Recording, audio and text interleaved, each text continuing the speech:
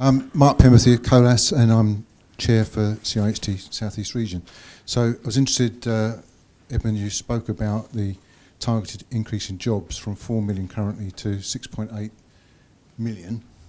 And I wondered where the people are going to come from for that, because at 7.5 currently, it doesn't seem that that's going to come from natural population growth. And obviously you've got to factor in all sorts of things for increased demand that's going to come from that. But above all, I thought that with all the things that the difficulties that you face in trying to monitor and map the future demands, you yourself as a group are going to increase demand by freeing up certain pinch points. Your interventions are going to change the modelling that you're looking at, and people in their transport modes are quite adept at switching to find ways that are more convenient to go, even if it means travelling quite considerable distances. If it's quicker and more comfortable, then they'll do it. So really it's making sure that you consider yourself, I think, it's more a statement perhaps than a question, but how are you considering your own interventions as a driving factor?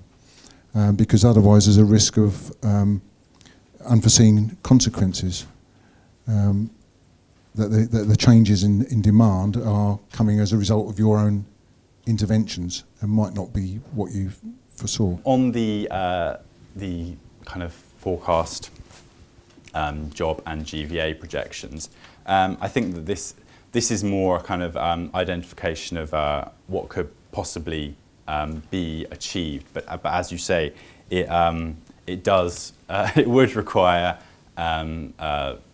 both internal immigration from different regions within the UK, and also high levels of immigration from outside of the UK. So it's more about an indication of what increases in productivity, which would be driven by transport investment supporting the high priority sectors, could deliver in a kind of isolated way.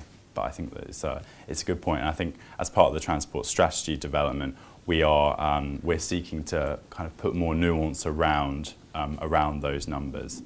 In terms of how our interventions will kind of have an impact on the way in which, I guess, demand is distributed around the southeast.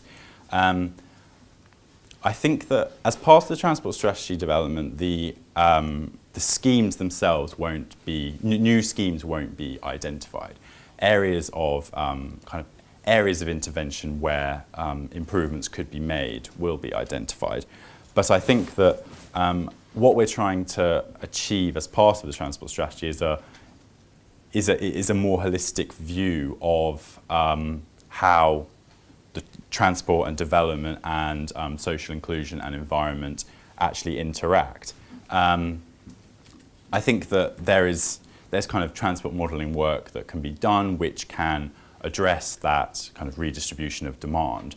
But I guess what we're trying to get to in the transport strategy is maybe a slightly new way of thinking about how transport investment is prioritised.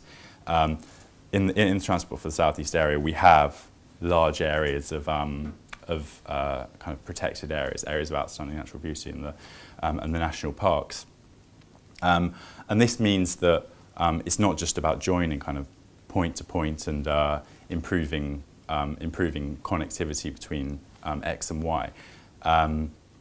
It's about improving the actual journey, both in terms of quality and in terms of journey time. So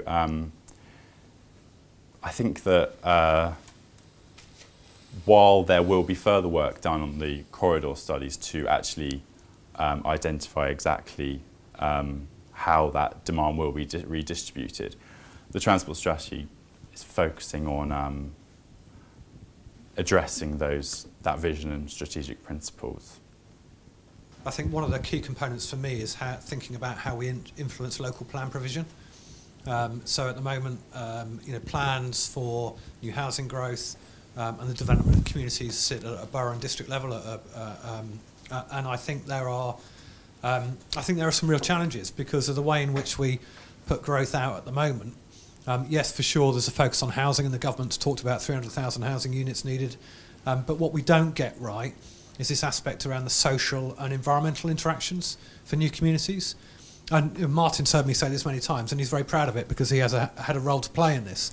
Development of Cranbrook on the outskirts of Exeter is an example of and there are things that you might do differently again, but the principle of a new town with the right transport interventions, with the right social interventions like healthcare, educational access and so on, need to be thought through far greater as we try and aspire to the government's housing target. We know within the South East housing prices are ridiculously expensive, and that is a real struggle to bring in new people into the workforce. I think if we start to genuinely plan housing infrastructure right, so you put in place employment space with it, transport interventions with it, access to all those social interventions, then you can start to really provide a place that communities work. So your point about, how does the demographic aspects play out? You create communities that people want to come to. You don't stick 200 houses, 500 houses on a community that hasn't got the infrastructure, hasn't got the places to work. And so you fundamentally change. And it needs that sort of, changing of the paradigm to deal with the point that you raise. I think the aspect around if you do an intervention at a particular location, how is that going to change people's transport thinking and what modes they use is really interesting. I see it in my own mind. I'm not a transport planner, I'm an engineer, I love building things. The transport planning aspects come from this chap here. But what I think about if you're putting those interventions in is almost two stages. The transport strategy sets us out to 2050. And as you get to sort of 2030 and beyond, it's quite difficult to predict how people will move around for all the reasons that the Future of Mobility report talks about. For sure, there are going to be some interventions that we will need to make that unblock pinch points. And for sure, that is going to change people's behaviour. I think what is key, though, as we step forward, is providing reliability, choice, putting the user at the heart of the transport experience, and how we take the trends, those early year trends, and play them out to 2050 is going to be the crucial element, I think. Will the transport strategy have a financial delivery strategy? Because I work in an area where I have to unlock development that's been stalled for over 20 years. And because everyone's got their own institutional ways in which they operate, so Highways England have got one, the Ministry have got another, I've had to move heaven and earth to get highway schemes which are desperately needed and have got developer funding in and forward fund it, but no one else had that money to forward fund. So I think to make this strategy different to perhaps other organisations who are also putting forward transport strategies, those two things would articulate a difference. I'm going to leap in for Edmund. He's just an economist. Okay. I think really interesting. So if you look at Transport for the North's transport strategy and their investment plans, they're citing some £70 billion worth of investment.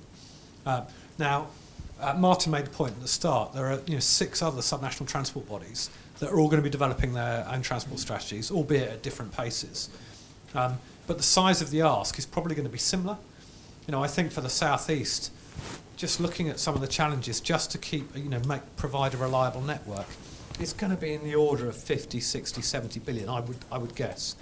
So the big question for me is, I know that if 7 STBs come forward and say, hey, look, we've got £500 billion worth of investment that's needed over the next 25 years, the government's going to go, thank you very much, that's very nice. We're only able to fund a small proportion of that, not because it's not economically viable, it's just actually the size of the pot is not infinite.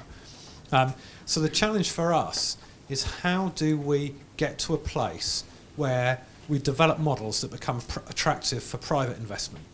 And I know that sounds blindingly obvious, and to some degree it's a $64,000 question that everybody's been battling with over over decades.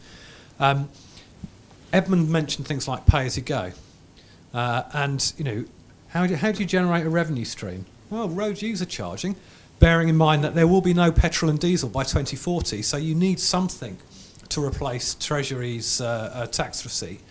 Does things like road user charging start to become an important component if we're genuinely going to change how people move about? Should we, in this day and age, when we've got, people like the IPPC saying you've got 12 years in which to stop this emissions nonsense, should we really be jamming up the M25? So it presents some opportunities for us to think about managing demand through things like user charging, pay as you go. And I talked earlier about younger people and the way in which they want to pay for their mobility. Very different to us. The concept as pay as you go, as being charged for a service that you use for a point in time, is potentially quite attractive. So what I'm keen to understand, and this is where you come in, is how do you think we could make commercially inviable for the private sector to invest in transport infrastructure? That is the answer to that $64,000 question is what I'm interested in, because that's what's got to feed in to our implementation plans. We've got to be able to go to government and say, this is what we need some help from you, but we've got other wheezes in the back pocket to help finance some of these needs. Does that make sense? It does.